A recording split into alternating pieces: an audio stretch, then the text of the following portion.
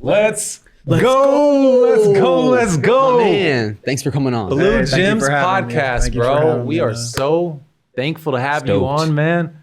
I love you, bro. Hey, I appreciate I mean, it. I man. really do, man. Like, we haven't known each other very long, but you are a beautiful soul, man. You're so kind and you treat everybody the same. We wanted to have you on. I know you guys just met, and even downstairs in the elevator, he's like, yo, Lonnie's dope, man. So Lonnie's dope. Yeah. Met We're him happy to last have you night, on. but he's dope. I appreciate it, man. Yeah. So, I appreciate it. Tell us like how you got into real estate. Like, what are you up to now? Maybe even before real estate, what were you doing? How are you in this seat right now? Honestly, man, it's been a long journey. Like, I never anticipated getting into real estate. Similar to you, when I graduated high school, I started modeling.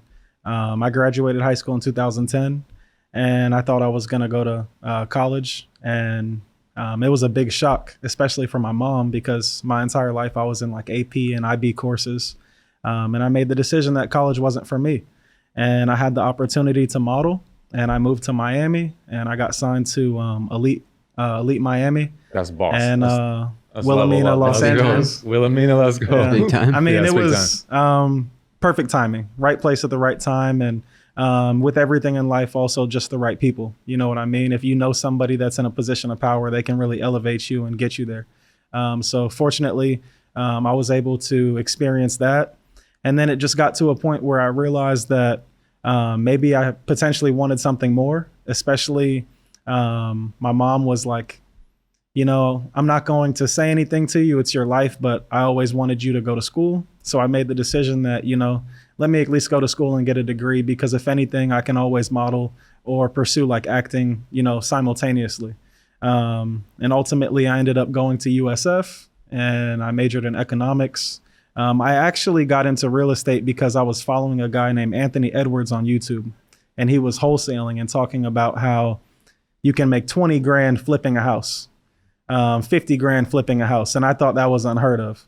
And I was just binge watching his content, consuming all of his YouTube videos. And I was in that analysis paralysis phase. I had never taken the initiative to actually wholesale a property. But I went ahead and got my real estate license, and I didn't do anything with it.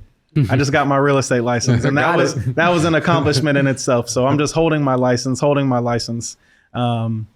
I'm trying to go to law school. I don't do well enough on my LSAT to earn a scholarship. So I'm like, okay, backup plan. Let me do real estate. So I come to Orlando, Florida, because my wife got accepted to her master's at UCF. And literally, man, I'm putting out hundreds of bandit signs, just going out, putting out bandit signs. I'm knocking on people's doors. Didn't know what I was doing. Just knocking on people's doors. Hey, are you interested in selling your house? I mean, I'm eating crap. I'm having people slam the door on my face. And then out of nowhere, I have a lady call me, and she says, hey, I'm interested in selling my property. How much will you offer me? So I said, I can't give you an offer right now, but can I come and check out the property? So I went over to her house. I checked out the property. I built phenomenal rapport with her. And then I realized that I didn't know how to do the contract. I didn't have contracts or anything. So I'm scrambling, reaching out to other wholesalers that I met off of Facebook, asking them if they can help me out. I'm not going to throw anybody under the bus, but somebody that I met actually went around me, told the lady that they're my manager, and they secured the contract. Wow. And then they sold the deal from underneath me. And That's your first taste of real estate. That was my first taste of real estate. Man, I hate that for you. Bro. So many snakes out there. There are. But one thing that I can say, and I actually just realized this recently, I had somebody that I trusted wholeheartedly, and they stole almost 30 grand from me. And that is extremely upsetting. But one thing is, in real estate, you're going to navigate so many bridges. And just because you slip and fall on a bridge doesn't necessarily mean that you burn that bridge down. All that means is that ultimately you need to learn how to walk more carefully over that bridge next time you cross it, because real estate's an extremely small community. So just because somebody does you wrong, right, you're not going to go in. Two wrongs don't make a right. And even though it may give you temporary satisfaction, if you go and you do something malicious towards them to get revenge, there's always three sides to every story. There's his, hers, and the truth. So they may go and start spreading rumors about you in this very small, intimate group of people. You know what I mean? And you may not even be aware, but people may be gossiping about something that you potentially never even did. So I would say if you get treated, wrong in real estate, it's not always a reason to, sorry, excuse my language, but to act an ass. Yeah. You kind of just have to shrug it off and realize, fool me once, shame on you, fool me twice, shame on me. So just being more conscious of how you navigate working with different people. It's a great mindset, man. Yeah. Yeah. So how do you find those people, right? So relationships is so important in real estate. How do you find the good people to work with? Honestly, I would say following up with people, because if you're putting yourself out there, going to network events and stuff like that, right? And you try to build a relationship with somebody, you'll know 100% if it's reciprocated or not. Because if somebody says, hey, take down my number, give me a call, and you take down their number, you reach out to them, and they don't answer, or every time that you're trying to situate like, hey, let's have a meetup, let's go grab coffee or something, see how we can do business together. If somebody's not reciprocating it, then forget about it. You know what I mean? But honestly, I wouldn't say take it personal, because everybody's out here trying to get a dollar, and not everybody is going to be able to elevate you or bring you immediate success. So I kind of just put people in their boxes, and I try to keep them in that fitting. So I have a whole Rolodex of acquisition wholesalers, people that are constantly acquiring deals, right? And I don't necessarily speak to them frequently, but I'm on their list. So if they're getting a property under contract and they send it out, I'm seeing that deal. So I might not talk to them 5 days a week, but if they get a deal, I'm going to reach out to them, and I'm confident enough to have a conversation like, hey, Jared, I know we haven't spoken in a while, but I saw this deal just came across my desk. Do you need help selling it? And then at the same time, I have a whole list of people that are disposition wholesalers. So they focus and specialize more so on selling the properties as opposed to acquiring them. And like I said, you don't have to be best friends with these people, but you can identify that, hey, maintaining these relationships, that's what's going to get me paid. Because in wholesaling or in real estate in general, it's 100% relationship based. So it's a relationship oriented business. You may not necessarily have the deal, right? But you may know somebody that has a deal. And you may not necessarily have the buyer, but you know somebody that has a buyer. So being in the middle and having the ability to bridge those people together, now you're making 10, 15, 20 grand off of your relationships. So that's the ones that I did last year. I did the same thing. Yeah, for sure. Yeah. Connecting people. Yeah. I mean, you're still doing work. You're bringing value to that deal. That deal. Right? Yeah. And you're making it happen. So 100%, man. I love that, bro. So what are you doing now in your business? I know that you said you got your real estate license. Are you doing anything with it now? I am. So I'm actually, I'm building a brokerage. So I have a real estate investment company right now, and I've been a licensed realtor for 3 years. I actually just completed my 72-hour pre-licensing broker's course. Let's go. So next week, I'm going to be sitting down to take my broker's exam. I'm hoping that I pass it on the first try. But good vibes. yeah, to answer your question, I stay away from traditional real estate. Like, I don't want to be a realtor. Just because I don't like the whole emotional connection. I don't want to go and show somebody a million houses and make them fall in love with it. I'm just kind of a straight shooter guy. That's why I focus on the investment side. But I have acknowledged that the longevity and the sustainability is in having a brokerage. So my goal is, I don't want to have like, a Keller Williams or an EXP or something like that. I've realized that's not what I want. But what I do want, I want like a boutique brokerage.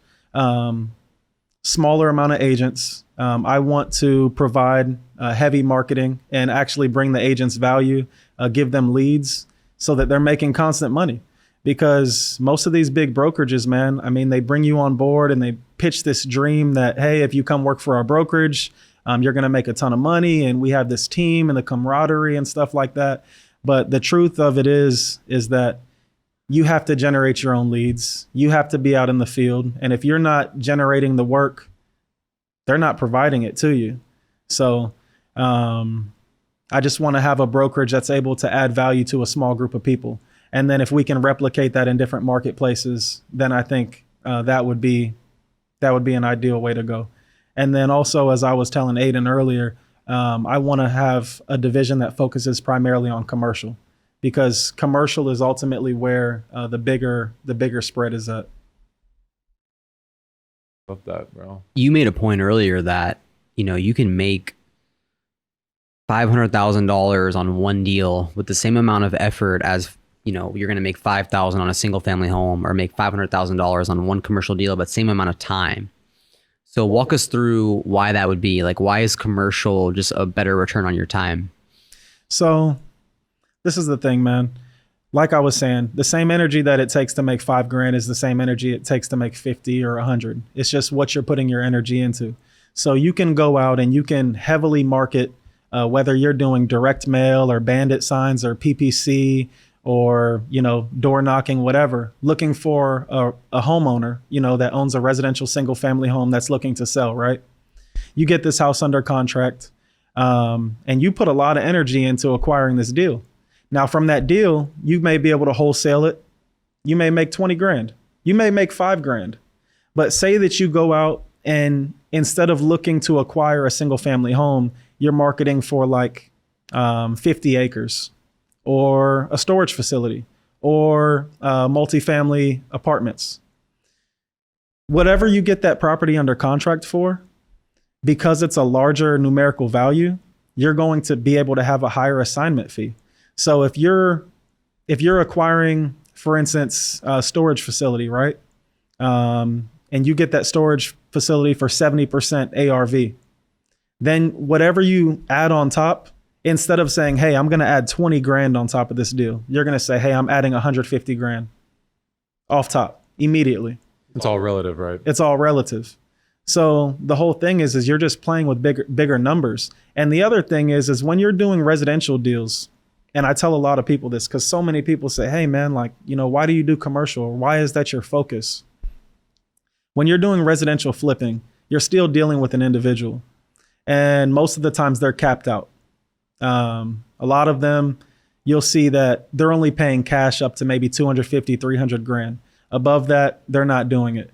And if they're using hard money's expensive. So they stay beneath, 350. Just in order to maintain their finances. But if you're working on a commercial property, it's usually corporations, big companies. They're not the ones that's necessarily stroking the check. It's not theirs personally.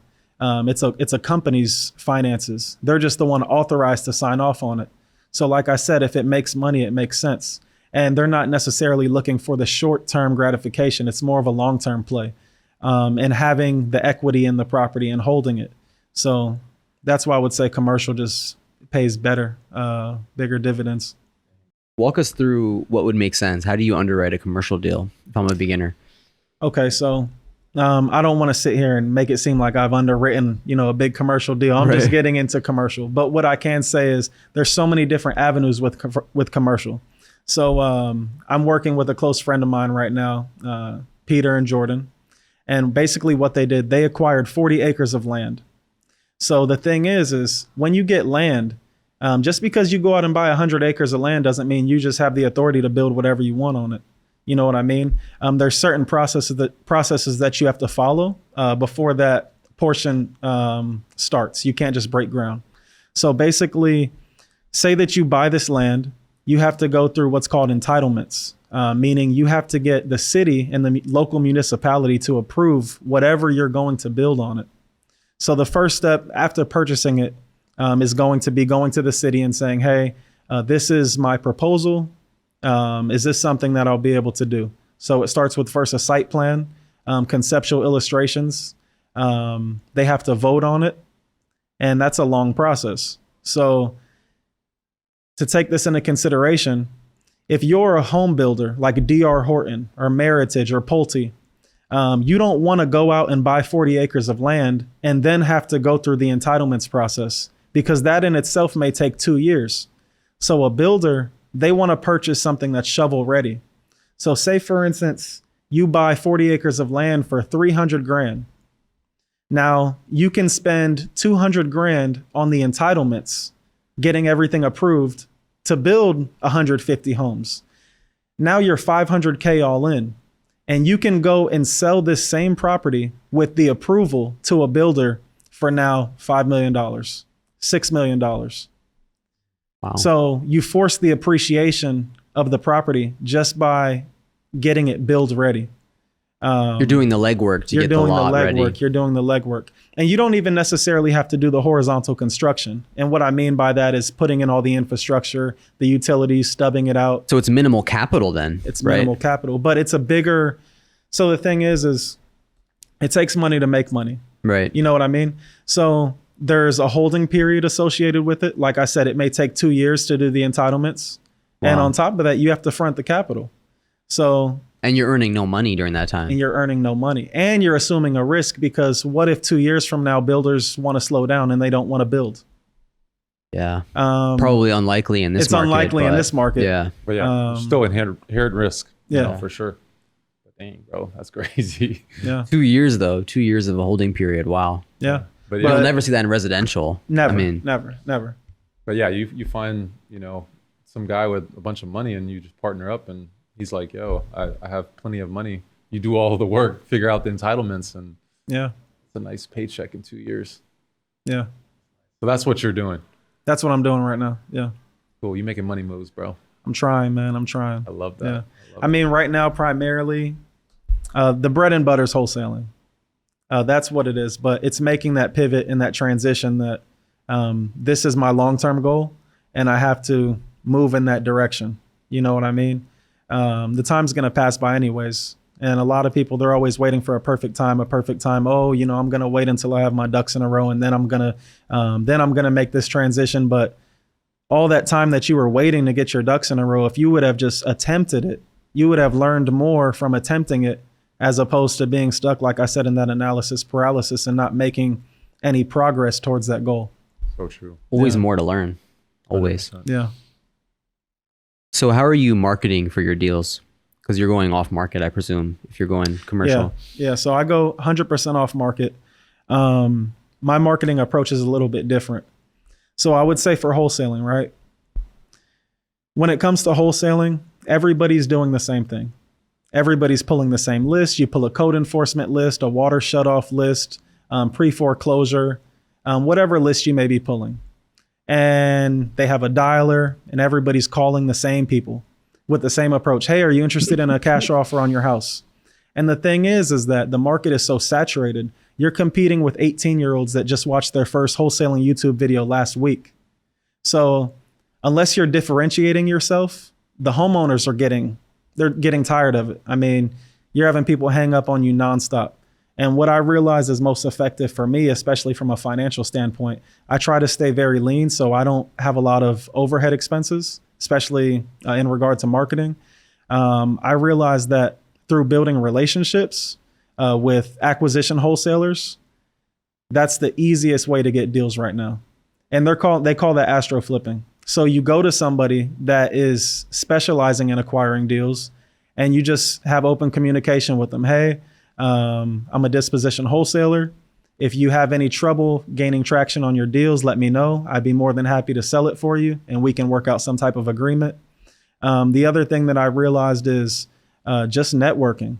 Being personable with people. Wherever you go, always have a business card on you. If you go to Starbucks every morning, don't go through the drive-thru. Go inside and make sure that you introduce yourself to everybody, and have certain places that you go on a regular basis so that you're front of mind, front of consciousness. Go to a local breakfast spot and eat there regularly. And then you'll start to know the waiters and the waitresses, and let them know, like, hey, my name is so-and-so. I do real estate. If you ever know anybody that needs to sell their house, I'd appreciate it. You know, if you shoot them my direction, tip well, and just build relationships. And honestly, that's been the best source of deals for me. I literally have people that'll reach out to me and say, hey man, I have this deal. Honestly, I could sell it myself, but I figured you could help me move it. And it's all just because you establish rapport with them. And it's easy to sell a property. It's super difficult to acquire a deal. So if you have people that are acquiring properties, and because you have a relationship with them, they're eager to send it to you and kind of just, build the relationship by sharing a deal.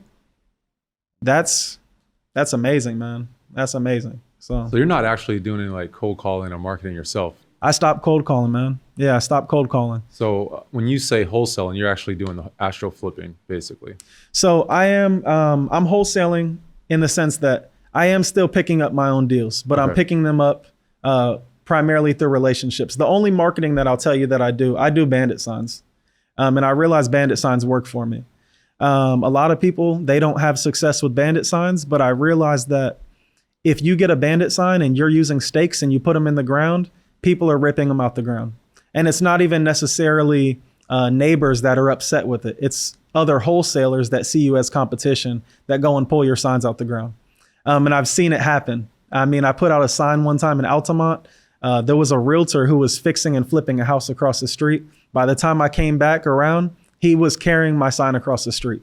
So what's most effective is you get a commercial staple gun, a 3-foot step ladder, and you go out at nighttime and you staple your bandit signs to telephone poles.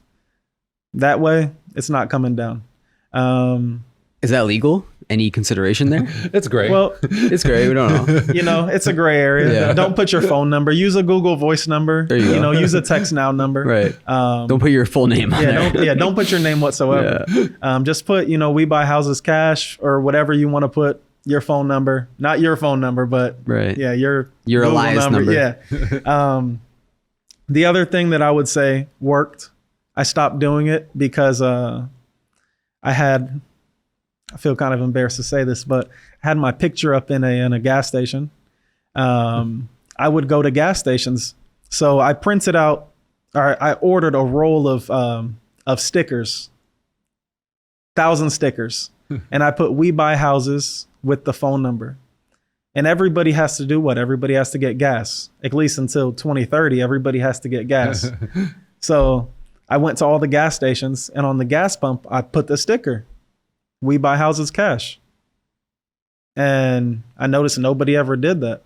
So I just started going to all these gas stations and putting these stickers, and I got some deals out of it. Definitely. Smart. How do you track like where the leads are coming from though? Because if you're doing bandit signs and now you're doing stickers, how are you kind of tracking the metrics to know, okay, that deal came from XYZ? I don't, man. Yeah. Yeah, I don't.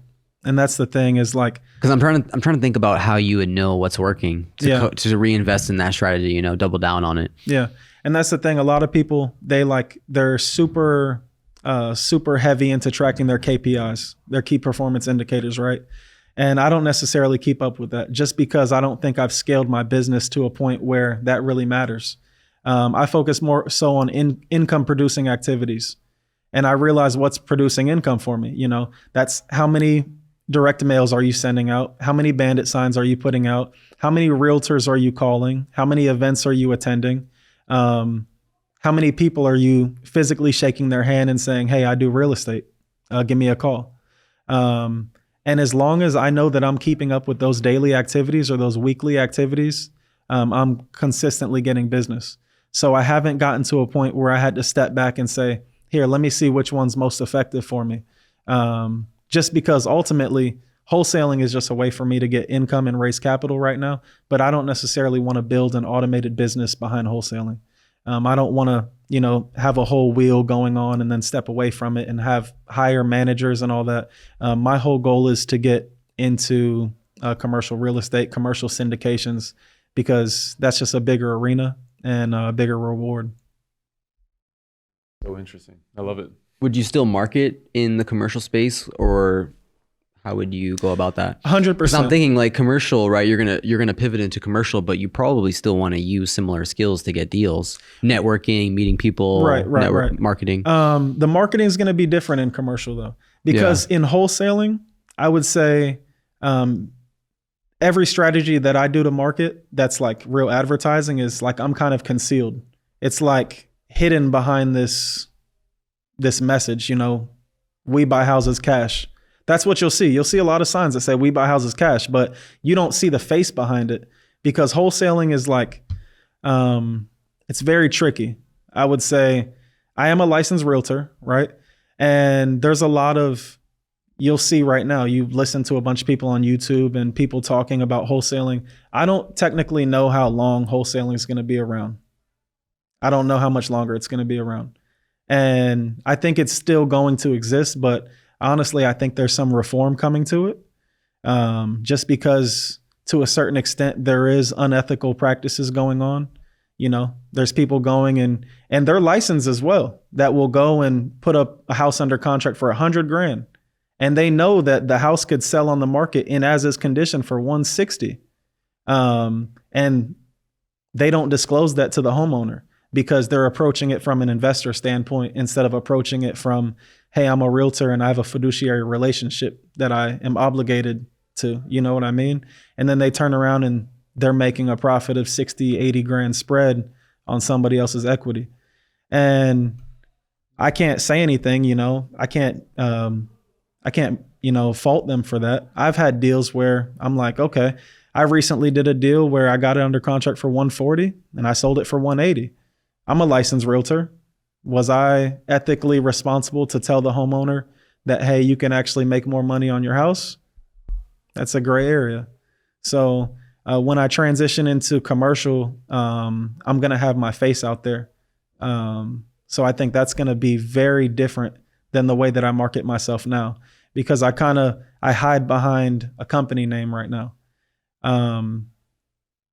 And to answer your question, when I get into commercial, it's going to be like my face is going to be at the forefront, and I'm not going to be doing anything that I would ever consider to be like unethical or kind of a gray area, if that answers your question. For sure, for sure. Yeah, one interesting thing that you mentioned there with the ethical part, I've always looked at wholesaling as people selling because they have a problem. Right. So I never really understood why people sell their house at a discount, 70% ARV when it needs no work. So why do you think people are selling in that realm? Is it they're just not educated on what their house is worth, or? I would say that it just depends. There's people who are 100% educated on the value of their house, but they're selling their house at a discount because they're motivated. They need to sell it, whether they're going through a divorce, maybe they inherited the property, maybe their finances, they're just in a bind and they need to sell like as soon as possible. There's some people that their house isn't going to sell on the market. It's not in a condition that's suitable to qualify for a conventional or an FHA loan. And then on top of that, realtors don't want to touch it. So in those situations, that's why I wholesale. You're Right. helping people out. It's perfectly fine. But then there's some situations where you may come across like an elderly woman, right? Mhm. Or you come across somebody that this is big, probate. They just, their loved one just died. Maybe their mother or their father just died. They inherited this property. They're experiencing a grieving process right now. And they haven't done their due diligence on the home. And when you approach them as a home buying company and you instill confidence in them, they kind of just listen to you. They take your word because they trust you. So you build this trust with these people and they're under the impression that you have their best interests. And they don't understand fully that you're actually making a pretty penny off of their property.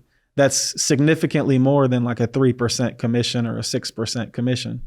And that's why I would say it's a weird gray area that doesn't really get brought up. And for Right. me, I've been on both ends of the spectrum. So like I said, I can't fault anybody. I've dealt with sellers that didn't know any better. And I'm like, hey, this is a sweet deal. But it wasn't my position to talk my own self out of money. So Yeah, it's a interesting, I think, tug of war between, being fiduciary duties and then, trying to make money because you're working really hard for those leads. yeah. So, it's tough. But I Trying agree to with convert. you, man. Like, I think it's Philly, they're starting to incorporate laws behind wholesaling, and you have to get licensed now in some states. So it's coming, Yeah. coming for sure. I think the smart move is definitely getting into the commercial game. That I'm already kind of interested in that For sure. Yeah, you've been interested in syndications too. So Yeah. Oh, That's you're my interested in long-term goal. syndications? Yeah. Okay. Long-term goal. So my goal would be to learn residential, right? Start small, training wheels. It's like you're riding like, bicycle, and then you take off the training wheels, go into commercial. That's kind of how I view it. And the reason is you already mentioned, it's just bigger deals, right? So same time, but more money. Plus, I really want to focus on using other people's money to help them build wealth and, raise private capital. So the whole process is more interesting to me because it's a numbers game, and it's not about, how nice the porch was or how nice the neighborhood was. It's just NOI and getting people's money together to do, really cool things. So that's what excites me about it. So I would definitely say, man, I've heard so many people say that they want to get into commercial, but they want to start in residential first because the training wheels and everything like that. You don't think that's the move? No, man. No. Yeah. Because you're not going to learn anything about commercial doing residential. That's fair. There's nothing that... It's a different game. 100%. Completely. Yeah. That's like, I want to learn how to play football, but I'm going to play basketball first because I want to get my leg work down and I want to... Because it's a sport. Because it's a sport. It's a different sport, man. And that's the thing. If you want to do commercial, jump into it. And it's a different arena. You have different players in there. The language is different. Everything's different about it. But the reward's a lot larger. Yeah, it's so true. Like, let's say if you went the real estate route, or a residential route, you've been in it for 3 years, all residential. Mm-hmm. I start 3 years later, just in commercial. I'll probably beat you. Yep. Even though I'm falling in my face, like I'm playing football already. Yeah, exactly. Go You're in the basketball. game. Yeah. You're in the game. Yeah, you're in the game, You're man. already in the game. Yeah, you're in the game. That's a good point. So how does someone get started then in commercial? Because residential is easy, right? I got started by just buying a house, right? But commercial, can't do that. I mean, 25% down, maybe you can do a seller finance deal, or, maybe bring on private capital. But for most people, newbies especially, how do they get into a commercial deal? Well, this is the thing, man. So a lot of people don't know how to approach commercial, right? But actually commercial's all around you. So when you're involved in residential real estate, you're looking for buyers and sellers. You're looking for homeowners that are interested in listing their property. You're looking for individuals or families that want to purchase their first house, second house, third house, whatever it may be. But when you look at commercial, a lot of people don't understand this. You pull out of your apartment complex, and you drive down the road. There's a Regions Bank, there's a Publix, there's a Chick-fil-A, there's a Wendy's, there's a Starbucks, there's a Foxtail.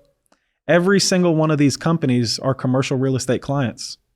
And they're always looking and eager as well to expand their business and their operations.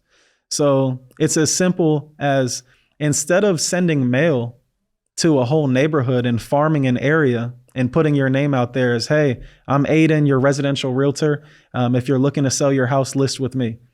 You call these companies and they answer too. You call the corporate line, call Starbucks. Better yet, get on Starbucks' website and scroll down and look for anything that says real estate. And they'll have their criteria. They'll have a number that you can call, and you can speak to somebody and say, hey, my name's so-and-so. I live in Orlando, Florida. I'm a commercial real estate agent. If you're ever looking for new locations, I'd love to be able to send you potential land deals. Wow. And you'll get a connection with somebody from that department that'll reach out to you and say, hey, man, I heard you're a commercial real estate agent. You have any deals right now available? So literally, this was about 2 years ago. I cold called White Castle and I cold called Portillo's. The reason I knew about Portillo's, I went to USF and they had Portillo's right outside of University Mall, and I'd go there pretty frequently.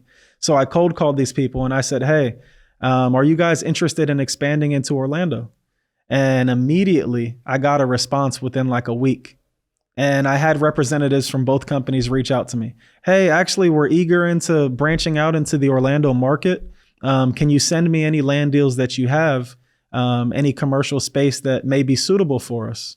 And I went multiple weeks. I was sending them properties. I was sending them properties in Winter Park, properties in Castleberry and Altamont. I sent them some properties off of LoopNet and iDrive. And I didn't know what I was doing, but I was just taking action. And I was trying to make something happen, right? And then it got to a point where I didn't have any success. So I stopped and I didn't follow up with them. I didn't look for any more deals. I wasn't making money. And that's the thing with commercial, is you're not going to make money immediately, but when you make money, you make money. So I pivoted and I was like, let me focus on wholesaling because I'm making money with wholesaling. Next thing I know, they opened White Castles here in Orlando. Shortly after that, they opened Portillo's here in Orlando. And Could have been you. it could have been me. Yeah. But what I'm saying is it's easy to get started in commercial because you may not realize it, but every one of these businesses that exist is a potential client. And every time that you're driving on the road and you see signs that say land for sale or leasing spaces available, those are people that you can pick up the phone and call and make a connection with. There's a brokerage called SVN, and there's a couple of their brokers that I speak to. And I called them off of a sign one day and said, hey, I noticed you have some land for sale. I work with multifamily apartment builders. If I was able to bring a buyer, could we work out a deal? And without hesitation, hey, if you can bring a buyer, let's co-broker the deal. We'll split the commission 50-50.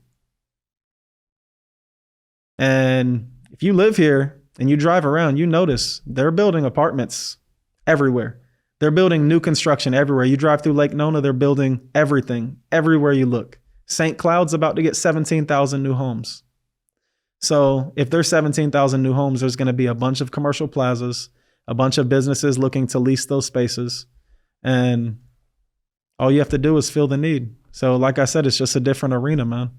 What skills do you need though? Because residential, pretty straightforward, running comps, understanding your neighborhood. But from a commercial standpoint, what skills do you need to hone in on? Well, I would say that aside from relationship building, reaching out. Aside from relationship building, you're still going to look at comps. Now, if it's going to be for new construction, right? You're going to be able to look at land comparably that sold within. Commercial's a little bit different. So in residential, you're going to look at comps within the last 12 months, right? If you're trying to look for a land deal for an apartment complex builder, you're going to look at the land that sold within the past couple of years and see what it sold for. And then in addition to seeing what it sold for, say that that apartment complex exchanged hands, like they already sold it off to another company, look at what it sold for at the resale price, and then take a percentage of that. Now, you're going to be able to get guidance. I still get guidance from experienced brokers. They know the market. So even if you don't have the information, it still comes down to relationships. There's somebody out there that does have the information. And right now, I don't have all the information. But what I do know is that I have the initiative. And that's all it takes. Because if Joe is an experienced broker that's trying to sell some land off of Colonial, right? He wants to sell it. And if you approach him and say, hey, I'm actively looking for a buyer to purchase this land from you, whatever information that you need, he's going to be able to give it to you. So I would say, don't be concerned about not having all the answers, because that's when you get caught up in that analysis paralysis and thinking, oh, I'm probably not prepared. I'm probably not in a position to do this. Maybe I need to work underneath somebody else. Maybe I need more information. And you don't need more information. You need more action. Would you work with a commercial specialized broker though to gain that experience versus residential? Because I imagine they're very different in They are what they're different. doing. They are different. Me personally, I didn't take that route. So I just, I can't speak from that perspective. At one point I did. I wanted to join a brokerage, Crossman and Company. I see their signs everywhere. He actually came to my university and spoke. And I was thinking, hey, I'm going to join his brokerage. But I just didn't see any value in it. And not saying that there's not value in it. But for me, if I were to go work at a commercial brokerage and I'm under this umbrella, this corporate umbrella, and I'm probably showing up to an office every single day, I'm going to be surrounded by 50 people that don't do wholesaling and that don't do other activities that I currently do. So I didn't want to join a brokerage in a culture like that that would potentially take away from my other business. I figured that I could still learn everything on my own and I can get the answers from somewhere. And like we were talking about earlier, there's YouTube University.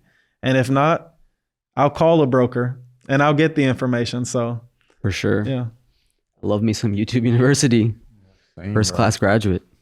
Same. Where do you see yourself in the next 5 years? Like what, obviously you want to get into commercial. Outside of that, hobbies, outside of just real estate? What are you interested in too? Like, what's 5-year goal for Lonnie? Well, 5-year goal. I'm going to be a parent. Oh, snap. I'm going to, Let's go. Let's go. I don't really know, everything that's going to happen in 5 years, but Right. definitely I want to be more established with my business. And I just want to be able to spend time with my family, because ultimately that's the goal, is financial freedom. So a lot of people get into real estate for a bunch of different reasons, but I got into real estate because I realized it's an opportunity to buy your time back and to put yourself in a position where you're no longer trading your labor or your time for money.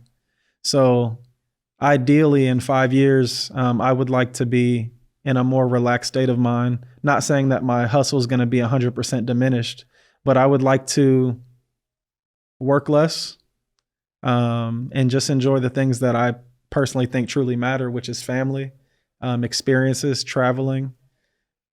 And that's pretty much it, man. What I want to, man. I Yeah. feel you. For real. 100%. What gave you the bug? Like, what was it? Was it a book? Was it a seminar you went to? Like, you talk about buying your time back, but what made you discover real estate overall?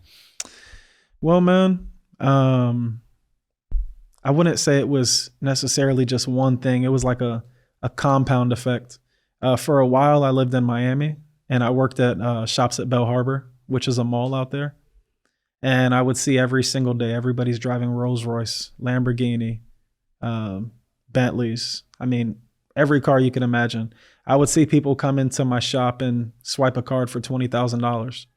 And I know what it's like when you're trying to make $20 stretch. You know what I mean? And you don't have financial security. So number one, I'm like, hey, I need to get my money up. This isn't cool. I don't want to be struggling. And when you identify that if somebody else is a millionaire, and not necessarily even forget the numerical value, if somebody else is financially successful, that's a possibility for you as well. You can attain that lifestyle. So that was a big thing. And then the other thing was realizing that, we're only getting older. And I have so many friends and I love my friends to death. And not just my friends, but family members as well. They live in such a cyclical lifestyle. You work Monday to Friday. You get your check, you're super excited. You buy yourself something nice or go out to dinner. You hang out, party on the weekend, and then you do it all over. And that's not really what I want. That's just not a lifestyle that I'm interested in pursuing. So witnessing everybody else's struggles and trials and tribulations, it kind of just motivated me tremendously. Like, hey, I need to get my act together. And then I look at my mom. My mom's getting older, and I'm like, hey, I want to retire my mom. Like, why does she still have to work 40 hours a week? And then certain experiences that I didn't necessarily get to have as a child, going on vacations and so forth like that. You always want to be able to improve and provide your children with a better lifestyle than what you had. And nobody's going to go out and get it for you, So that's the whole thing, man. I just want to make sure that I'm in a position to provide my family with a comfortable life and experiences that they'll remember forever. That's pretty much it. Love it, man. Love it. I love your mindset, man. Like, you are just wise beyond your years, What type of mindset books or podcasts or, how are you getting to this state? Do you meditate in the morning? What's your morning look like? So, I do meditate, man. I do. I'm not the most religious person. I did grow up in the church. My mom had me at Bible study at church on Sundays. I was playing sports at the church and everything like that. And I was in a very, very religious background growing up, right? But I would say I'm more spiritual in the sense that I feel like religion divides people to a certain extent. So I don't dive into it too much, but I do acknowledge and believe that, we all live in the same world. There's a God and everything like that. So In the morning, I wake up, man, and I don't necessarily say a lengthy prayer, but I thank God every single day that I have a new day, a new opportunity to go out and create something of myself. So that's step number one, because tomorrow's promised to no man. You know what I mean? So you can't take any day for granted. Every day is an opportunity to just become better, a better version of yourself. And if you don't capitalize on that, then what are you really doing? And as far as the books and the content that I consume, there's a ton of books that I've read. I mean, I've read a tremendous amount of self-improvement books. Honestly, I would say the best book that I read recently was Atomic Habits, and another one, The Power of Habit. But basically, what those books allowed me to do was realize that even just your thinking, the thoughts that you possess are critical in how far you go in life, because everything starts with a thought, right? So in hindsight, I realized that everything that I thought I wanted or thought I could achieve or thought I couldn't achieve, it actually materialized. So just being more cognizant of what I'm thinking, of my emotions, of if I'm feeling sad or if I'm feeling optimistic about something, whatever energy I put out, that's kind of what I'm expecting to get in return. And then also having a mom that I have open communication with, and that's super positive as well. Realizing that regardless of how well you're trying to do in life, how many books you read, how many podcasts you listen to, sometimes shit's just not going to work out, right? But just because shit doesn't work out doesn't give you the reason to be negative, because sometimes when things aren't going your way, it's just a test to really see how you're going to react. So just having that mindset, that mental awareness that, hey, even when things aren't going right, I need to make sure I'm on my best behavior, because life's not about, everybody performs well when things are going right, but it's about how you perform when things aren't going right that really determines your character. So that's something that I really hold on to, and my mom instilled that in me. And in regard to real estate, man, just seeing how many hustlers are out there. I mean, I watch EYL, Earn Your Leisure, and I see how many people they impact, how many people are now adopting an entrepreneurial mindset, a go-getter mindset. And it's all in response to people like you that's trying to bring awareness to certain things like real estate, like short-term rentals, like potentially commercial real estate. Just planting that seed in somebody. Somebody's going to scroll past a video of yours and see something about short-term rentals and how it changed somebody's life, completely changed the dynamic of their lifestyle. And they might have that clicking moment where they say, oh, shoot, like, I'm going to look into this. And even if they don't jump into it immediately, maybe it planted the seed for them to let me go binge watch some videos and see who's already doing this, how I can replicate it. You said something the other day, or actually, I think it was your partner Hung said something the other day about, in school, they tell you not to, it's bad to copy people. In school, if you copy somebody's work, it's the worst thing you can do. You're expelled or you get whatever. But in life, you don't have to reinvent the wheel. You see what wheel's working efficiently and implement that into your life. And the results that you get, they'll be astronomical. That was like a 3 minutes of Blue Gems. Yeah, just Blue Gem. Blue Gem. Wow. Where do we start? When the editor is going to be up, there's going to be Blue Gem. It's going to be blinking. There's another one. There's popping another. up. I mean, so many things. I mean, the first point you hit. I mean, I think the point you made about JB changing lives. I mean, there was people last night whose lives you changed by sharing your story of how one type of business model has drastically 100%. impacted your life. People came up to me and they were like, after today, I put action to words, right? Because people go and they watch the YouTube videos, they listen to the podcast, but when you're meeting someone in person talking about how their life was changed through real estate, it just hits different. And I had multiple people come up and tell me that from what JB and Hung shared. And so I think being able to share those moments, as you alluded to, is just so impactful from that standpoint.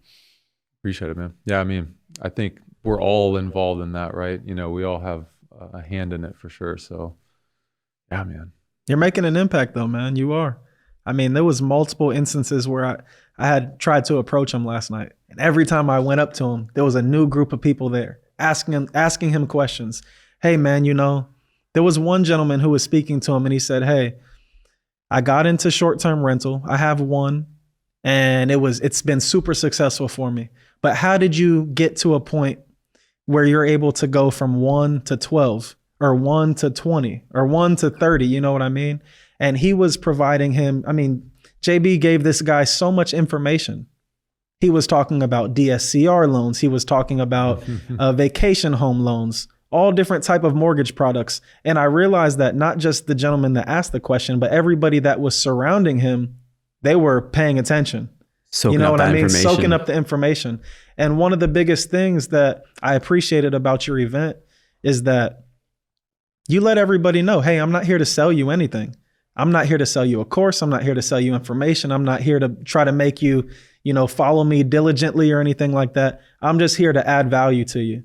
And I want you to go around and connect with everybody that's here because they may potentially be able to elevate you to a higher position in your real estate journey. And that was big right there because a lot of people are super skeptical about going to certain events because now everything's about, everybody's a guru or everybody's the master at something and everybody has a course to sell you.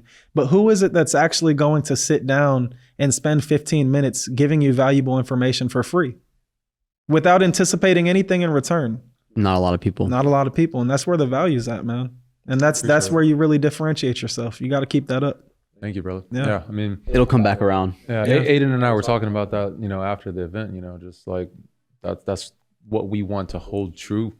We won't ever deviate from that. We don't want to be like every other meetup where you have 5 gurus come and sell you every single course that there is. And so our motto is provide as much value as possible for free and get people to take action, right? Bridge the gap of the knowledge to the action. And so doing events like that is so important. Yeah. Yeah. And last night after the event, we decided that we're going to keep the whole Blue Gyms theme. So that's going to be the Blue Gyms meetup. Going to keep it going, So appreciate you sharing that, man, for sure. Yeah. One other thing you talked about was, 9 to 5 and entrepreneurial mindset. How do you think people transition from a 9 to 5 W-2 employee to being an entrepreneur and kind of going down that road? Why do you think so many people gravitate towards the former and don't go and work for themselves? Man, it's all about stability. And right now we're living in a society where you can't, not everybody has the opportunity to just leave their job and go and pursue something that doesn't provide them financial security. Because at the end of the day, especially here in Florida, but I would say everywhere right now, it's kind of a trap, Things are super expensive. You see a lot of people that are in their 30s, in their 40s, that have roommates that are sharing a living space because, I pay $1,900 for a 2-2, right? And there's 2-2s out here that are $2,400 and a 1-1 is $1,500. So for a lot of people, their expenses are pretty high. That doesn't include their car payment, their insurance, their gas, their groceries. That doesn't include their health insurance. That's probably deducted out of their check, their cell phone. There's a lot of things that people are responsible for. So although it's idealistic to say, hey, like quit your job and go and be an entrepreneur, it's not that easy.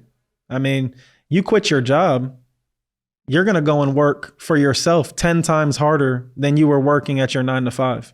So a lot of people shit on the whole 9 to 5 thing. And I don't think it necessarily has to be like that. Milk your 9 to 5 and squeeze everything that you can out of it while you're putting yourself in a position to exit. So a lot of people, I realize, friends of mine, colleagues of mine that aren't involved in real estate, they're like, man, you're doing really well in real estate. I'm thinking about quitting my job and doing real estate. But they don't realize that there's years put into getting into the position that I'm in. And not just me, a lot of entrepreneurs. Say that you have an apparel business, right? A lot of people, they don't even pay attention to you when you're in the infancy stage. It's not until it blows up and you're making money and then people think it's an overnight success, but they don't see the hard work and the effort and the consistency and the discipline that went into it. So I would definitely tell anybody that if they're working a 9 to 5, stay at your 9 to 5.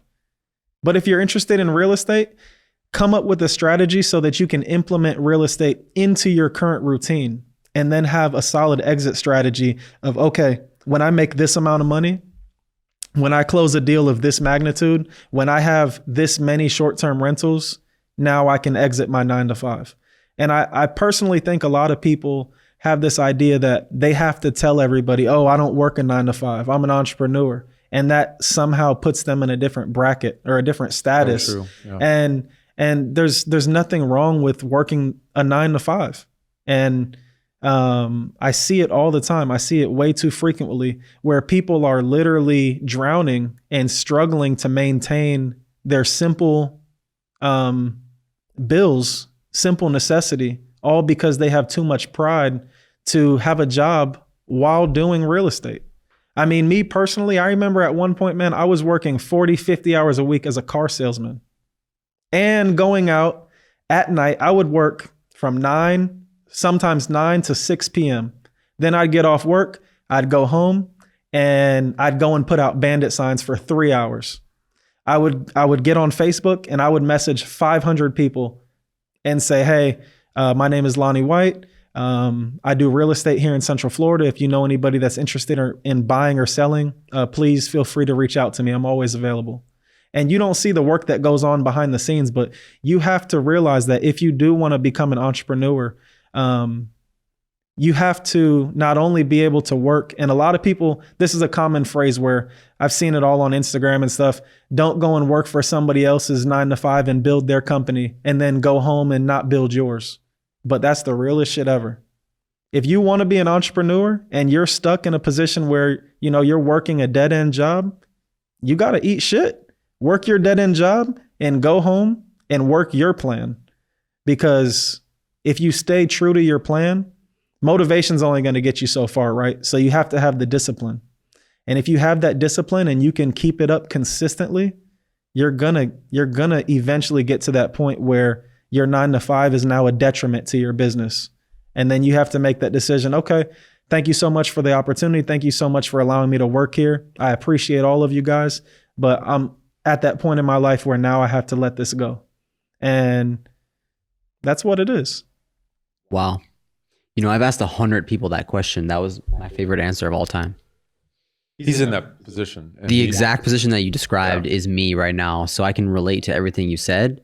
And no one has ever articulated in a way where they don't just gravitate towards 9 to 5s are a waste of time. 9 to 5s are not it. 9 to 5s don't align with real estate at all. And I'm completely agreeing with you where I have the exact opposite opinion. I tell people all the time, stay in your job until you get to a point where it makes sense financially, emotionally to then go and exit, right? Have a plan, have the discipline to then go and execute that plan. Yeah. Because you know what a lot of people do, and I realize that especially in wholesaling, people will spur of the moment quit their job. Right. For what? For what? And they think that wholesaling is the magic bullet. They think they're going to go out, put a couple signs. They think they're going to pull a code enforcement lien list and spend all day calling 500 people and get a deal like that. And it's not as simple as that. So what you see is people saved up maybe 2-3 months of income to keep themselves afloat. They quit their job. They pursue real estate.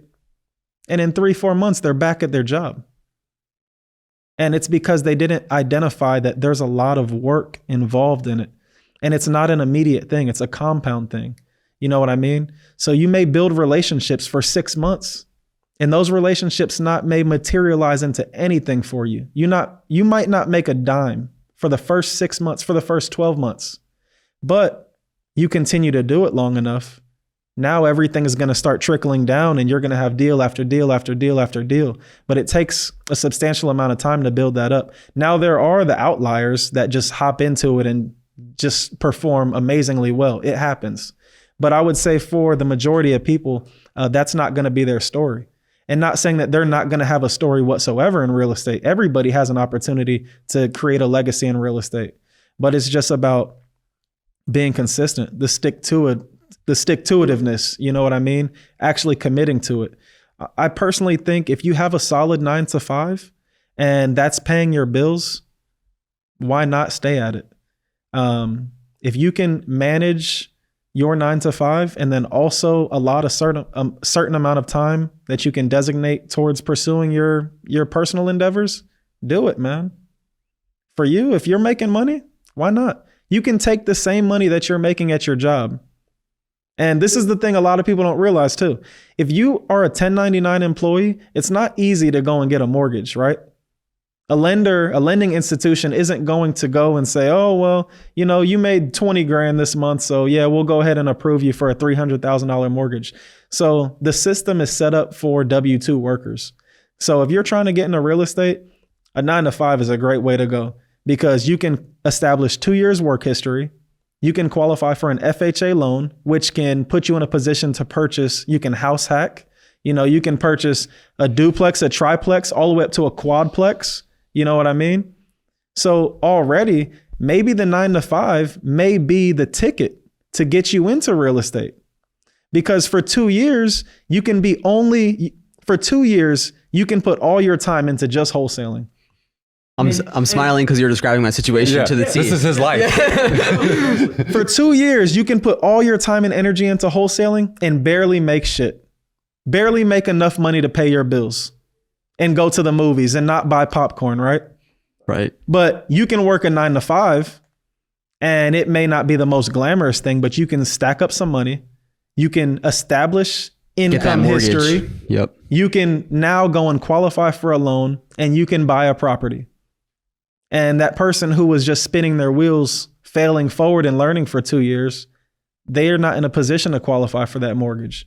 So now they're exploring other options, like using hard money or using, you know, a private lender, or potentially now trying to make sure they have 2 years of solid income history under their LLC. So either way, they're going to have to establish that history to really start leveraging, you know, to purchase property. So to answer your question, man, there's nothing wrong with a 9 to 5. Honestly, I think people should get away from that stigma and stop hating on people that do work a full-time job because, I mean, it's part of the game, man. It's not a permanent thing, but it's part of their journey. Everybody has a mountain to climb. So don't judge people because their mountain's a little bit different than yours. It's you wanting to go out and tell people, oh, I don't clock in for anybody. As if clocking in for somebody is that big of an issue. Right. Okay, you don't clock in for anybody, but how much money did you make this month? Right. Are you pinching pennies because you didn't close any deals? You know, it's not as glamorous as they make it out to be. And there's a lot of people out here, man, that are faking it.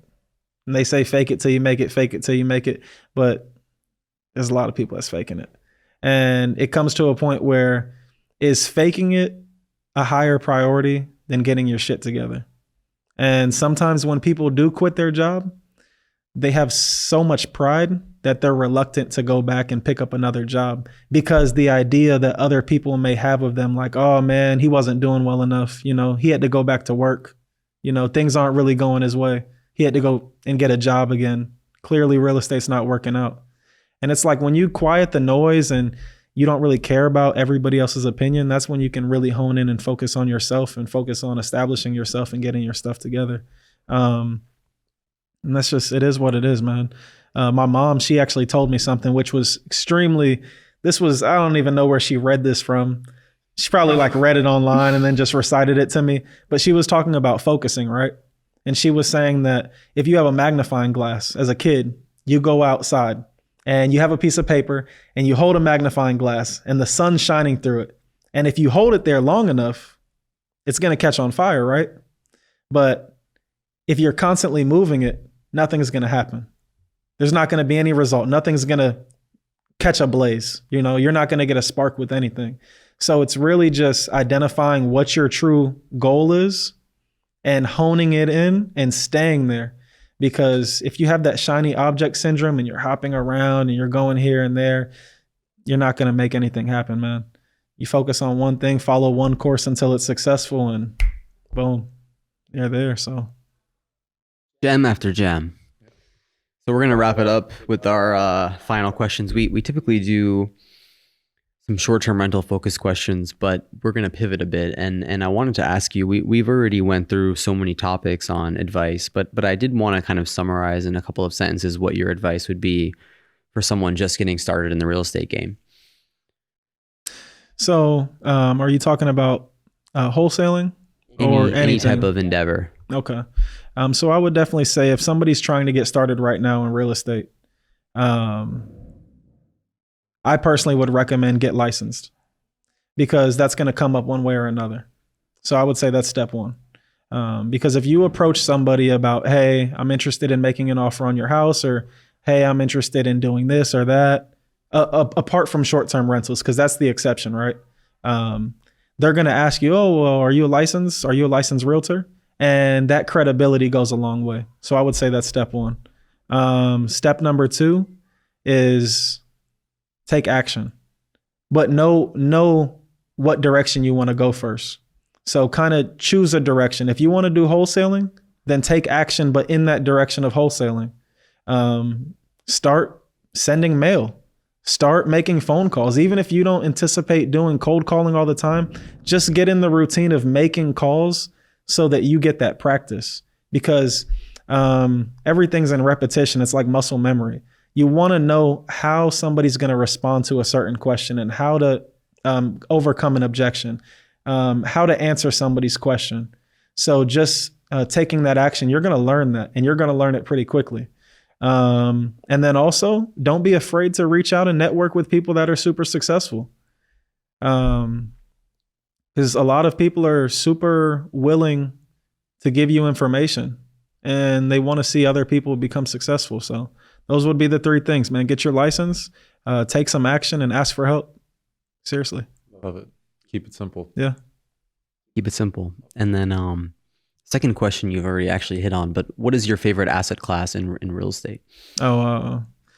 Commercial, but specifically mixed residential. I think the ground floor retail with the multifamily apartments above it, there's nothing that can really compete with that, because you're able to capture a ground lease on the bottom. Ground leases are typically pretty long duration. And then in addition to that, you're collecting the cash flow. If you have 250 doors situated above, a retail space, you already know your retail space is going to do well. Your tenants are going to be perfectly fine because their customers live right upstairs. So it's kind of like the perfect combination. And that's what a lot of things are transitioning to. And it's coming here to Florida a lot, but in other markets and even international, you'll see where there's luxury condos or luxury apartments, and then situated right underneath, there's either a grocery store or different retail shops. And it's because that model right there, man, people are always going to need somewhere to live. And then for basic necessities, even when you see COVID, right? What's still open? Grocery stores still open. Convenience stores are still open. You can't shut that down. So I think that's a really solid asset class right there.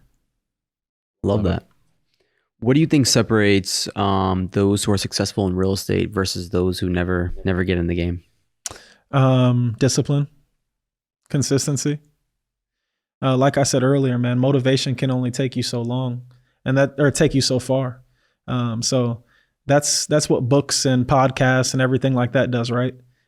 First of all, it motivates you, and it may provide you a wealth of information, but without application, that information's useless, man. And one of the things I realized too is, you can give somebody free game. I have a ton of people that I know that they're like, hey man, I know that you do well in wholesaling. Like, can you teach it to me? And I'm not going to hoard information. I'll give you everything I know. I'll tell you every piece of information, answer every question you need to know, because 9 out of 10 people aren't going to put it into action. So one piece of advice, it could be literally anything, real estate, non-real estate related. It could be anything. That's yeah, tough for right sure. there. But you've dropped like 85 of them. But if you can bring your top gem for the final piece of the show, what would that one be? Man, you put me on the spot, but I would definitely, I think most importantly, you have to pursue a passion rather than a paycheck. Because the fulfillment won't be there if you're not passionate about it. And that's one of the biggest things why I'm making the pivot from the wholesaling to pursuing a career in commercial real estate. Because I can remember, you know, when $100 was a lot, where I got $100 and I'm like, yeah, I have $100, man. Like, you know, I got some extra cash. I'm going to go. And I remember when I closed my first deal for like $5,000 and I was ecstatic. Then I closed a deal for $20,000 and I was even more ecstatic. But when I closed a deal for $35,000, I felt like it just wasn't enough. I was like, man, like this didn't feel the way that I thought it would feel. You know what I mean? So it gets to a point where I'm not a millionaire. So I don't know what it's like having $1 million. But at my point in life right now, I know that $50,000 wouldn't change my circumstances too much. So it gets to a point where you have to really say, hey, am I chasing money or am I chasing purpose? Am I chasing something bigger than this dollar amount? Because if you're pursuing something that you're passionate about, the money's going to come, and it's going to be way more in comparison to you just chasing a dollar. And that's the biggest thing when I realize about commercial real estate, that you can impact people's lives and you can say, hey, this is how many jobs I created. This is how many houses or apartments I built, because affordable housing is a big thing right now. You know, there's no affordable housing. In fact, there's no housing in general. You know, they can't build houses quick enough. So just being in a position where you're creating something new, you're building something, and then you can go there and visit it afterwards and see the product. Because for a wholesale deal, purchase a house or get a house under contract, flip it to an investor, never think about it again, right? But say that you build an apartment complex, right? You're going to drive past that apartment complex 5, 10, 15 years from now, and you'll be able to say, hey, man, that was one of my projects. I put that together. I built that. So I just think that that's a super crucial aspect of decision making. Do something that you're actually passionate about. Where can people learn more about you? Instagram, Twitter, Facebook, LinkedIn, Bandit side. email, Bandit side. Catch me on the Bandit side. I have a website, but to learn more about me personally, I'm very private right now on social. I did say that in the beginning. I am about to open it back up. My Instagram's actually on private. Yeah. My Facebook is pretty private, but I'm getting ready to open myself back up to the public, man. I am. Because at the end of the day, like we were talking about earlier, you have to put yourself out there in order to scale. You really do.